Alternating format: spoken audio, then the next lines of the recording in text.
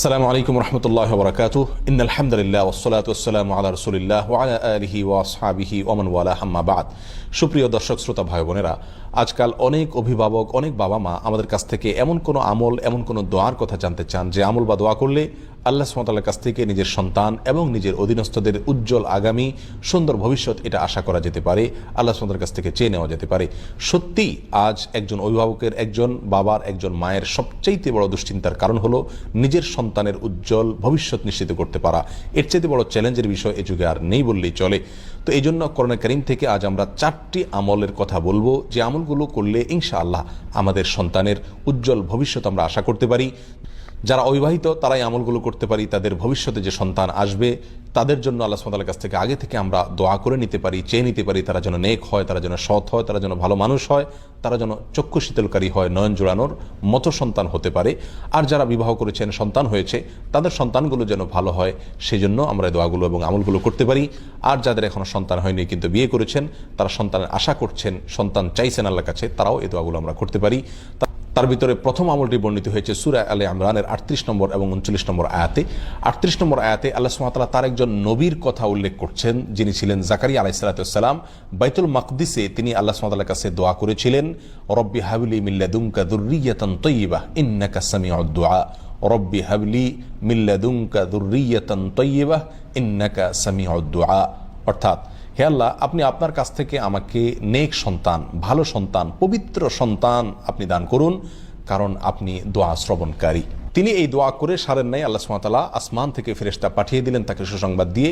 তিনি মেহরাবে সালাত আদায় করছিলেন, আর ফেরেশতারা এসে বলছিলেন যে আল্লাহ সুবহানাহু ওয়া তাআলা আপনাকে সুসংবাদ দিচ্ছেন, এমন একটা সন্তানের যার নাম হবে ইয়াহিয়া, এবং তার ভিতরে 4টি গুণ থাকবে। নাম্বার 1, সে মুসাদ্দিকাম বিকালিমাতিন মিনাল্লাহ, আল্লাহর কালিমায় সত্যায়নকারী হবে, ইমানদার হবে। আর দ্বিতীয় গুণ হবে সে সাইয়্যিদ হবে, নেতা হবে। তৃতীয় গুণ হবে সে হাসুর হবে, অর্থাৎ বিবাহ শাদী করবে না এবং নারী থেকে দূরে থাকবে, অর্থাৎ তার জীবনকে, গোটা জীবনকে আল্লাহর জন্য উৎসর্গ করবে। যদিও বিবাহ শাদী না করে শুধুমাত্র আল্লাহর ইবাদত বন্দেগীর জন্য নিজের জীবনকে কাটিয়ে দেওয়া, এটা আমাদের শরীয়তে নির্দেশিত নয়, এটা তার জন্য ছিল স্পেশাল। যাই হোক, 4 নম্বর গুণ হলো তিনি নবিয়্যুম মিনাস সালিহিন, একজন নবী হবেন, নেককার মানুষ হবেন। তাহলে জাকারিয়া আলাইহিস সালাতু ওয়াস সালাম এই দোয়া আল্লাহ সুবহানাহু ওয়া তাআলার কাছে করেছেন সুন্দর এবং নেক সন্তানের জন্য, ভালো সন্তানের জন্য। আল্লাহ তাআলা তাকে সেই সন্তান দিলেন, এবং সে সন্তান ভালো সন্তান হিসেবে আল্লাহ সুবহানাহু ওয়া তাআলা অগ্রিম ঘোষণা দিয়ে দিলেন। আর সে দোয়াটি আবারও বলছি, রব্বি হাবলি মিন লাদুনকা যুররিয়াতান তাইয়্যিবাহ ইন্নাকা সামিউদ দুআ। দ্বিতীয় আমলটি হলো ইব্রাহিম আলাইহিস সালাতু ওয়াস সালামের। ইব্রাহিম আলাইহিস সালাতু ওয়াস সালাম তিনি আল্লাহ সুবহানাহু ওয়া তাআলার কাছ থেকে সন্তান চেয়ে একটি দোয়া করেছিলেন, যার ভাষা ছিল রব্বি হাবলি মিনাস সালিহিন, রব্বি হাবলি মিনাস সালিহিন, অর্থাৎ হে আল্লাহ, আপনি আমাকে নেক সন্তান দান করুন। সূরা সফাতের 99 নম্বর আয়াতে এই দোয়াটি বর্ণিত হয়েছে। ইব্রাহিম আলাইহিস সালাতু ওয়াস সালামের এই দোয়ার পরিপ্রেক্ষিতে আল্লাহ সুবহানাহু ওয়া তাআলা বলেন, ফাবাশশারনাহু বিগুলামিন হালিম, এই দোয়ার প্রেক্ষিতে আমি তাকে সুসংবাদ দিয়েছি, একটা ধৈর্যশীল সন্তান তাকে দান করবে এই মর্মে। এবং সেই ধৈর্যশীল সন্তান হিসাবে আল্লাহ সুবহানাহু ওয়া তাআলা যাকে দিয়েছেন তিনি হলেন ইসমাঈল আলাইহিস সালাতু ওয়াস সালাম, যার বংশে জন্মগ্রহণ করেছেন আমাদের নবী মুহাম্মদ সাল্লাল্লাহু আলাইহি ওয়াসাল্লাম।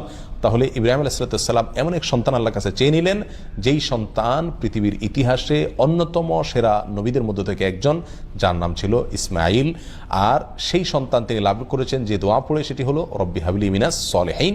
অতএব আমরাও এই দোয়া করতে পারি আমাদের সুন্দর আগামীর জন্য, সন্তানদের সুন্দর ভবিষ্যতের জন্য এবং নেক সন্তানের জন্য, রব্বি হাবলি মিনাস সালিহিন। 3 নম্বর আমল হলো, দোয়াটি হলো রব্বানা হাবলানা মিন আজওয়াজিনা ওয়া যুররিয়াতিনা কুররাতা আয়ুন ওয়াজআলনা লিল মুত্তাকিনা ইমামা। এই দোয়া যারা পড়ে আল্লাহ সুবহানাহু ওয়া তাআলা তারা জান্নাতি হিসাবে এই সূরায় ঘোষণা দিয়েছেন পরবর্তী আয়াতে। তো এই আয়াতের মধ্যে নেক সন্তান চাওয়ার কথা বলা আছে, রব্বানা হাবলানা মিন আজওয়াজিনা ওয়া যুররিয়াতিনা কুররাতা আয়ুন, অর্থাৎ আল্লাহ এমন স্ত্রী সন্তান আমাদেরকে দান করুন, যে স্ত্রী সন্তান আমাদের চোখ জুড়াবে, আমাদের নয়ন জুড়াবে, চোখ শীতল করে দিবে, এবং তারা মুত্তাকিদের ইমাম হবে। এই দোয়া এর মাধ্যমে আমরা নেক সন্তান, নেক স্ত্রী, আমাদের সুন্দর পরিবার, ভালো এবং পবিত্র পরিচ্ছন্ন পরিবার আল্লাহর কাছে আমরা চেয়ে নিতে পারি। নাম্বার 4 আমল হলো সূরা নূহে বর্ণিত হয়েছে, একেবারে শুরুর দিকে আল্লাহ সুবহানাহু ওয়া তাআলা বলেছেন, ফাকুলতু আস্তাগফিরু রাব্বাকুম ইন্নাহু কানা গাফফারা ইউরসিলিস সামাআ আলাইকুম মিদরারা ওয়া ইউমদিদকুম বিআমওয়ালিন ওয়া বানিন। আল্লাহ সুবহানাহু ওয়া তাআলা বলছেন যে আল্লাহ নবী নূহ আলাইহিস সালাম তার জাতিকে বলেছিলেন, তোমরা ইস্তেগফার করো তোমাদের রবের কাছে, যে কোনো অপরাধ হয় সঙ্গে সঙ্গে আল্লাহর কাছে ক্ষমা চাও, আস্তাগফিরুল্লাহ ওয়া আতুবু ইলাইহি, অথবা যে কোনো ইস্তেগফার করো, আল্লাহর কাছে ক্ষমা চাও। চাইলে কি হবে? আল্লাহ তোমাদেরকে বৃষ্টি দিবেন এবং সন্তান এবং সম্পদ দিয়ে শক্তিশালী করবেন, অর্থাৎ এমন সন্তান পাবো, এমন সম্পদ পাবো যার ফলে আমার হাত শক্ত হবে, আমি শক্তিশালী হব। তার মানে নেক সন্তান ইনশাআল্লাহ আশা করা যেতে পারে ইস্তেগফারের মাধ্যমে। আবার বলছি, 4টি আমলের ভিতরে প্রথম আমল ছিল জাকারিয়া আলাইহিস সালামের দোয়া, রব্বি হাবলি মিন লাদুনকা যুররিয়াতান তাইয়্যিবা ইন্নাকা সামিউদ দুআ।